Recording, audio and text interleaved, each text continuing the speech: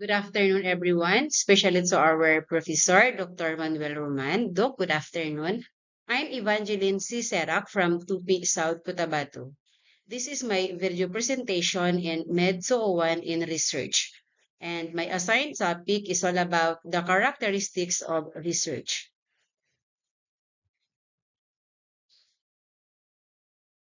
Before we proceed to my main topic, let's talk about what is research.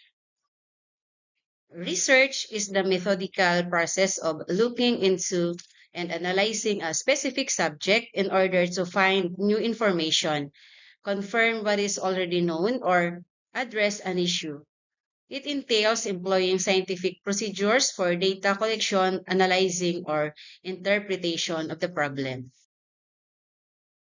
And now, let us proceed for my main topic. First is the systematic in the characteristics of research. Systematic research uses a well-defined approach to gather and evaluate data in an organized manner. And pag sinabi natin systematic or organized, emphasize the structure and the planned nature of something method or procedure. Second, objective. It is impartial and grounded in facts rather than subjective judgment. Or when we say objective or goals, the general term for what you're trying to achieve. Next one, the empirical. Empirical research is based quantifiable and observable. Yan. Pag sinabi po natin empirical, the other term relates to knowledge or observation based on experience or experiment. Now let us proceed to the logical. It ensures that conclusions are well supported by adhering to a clear reasoning process.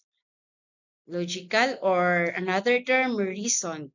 This emphasizes that something is based on logical thinking. Next one is the replicable.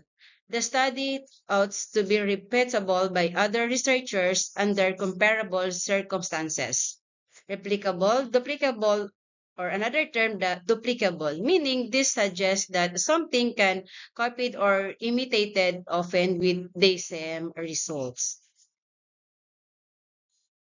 Next, the analytical. Analytical research entails data examination and critical reasoning. Next one, the original. It frequently aims to produce a fresh information or understanding, or the other term of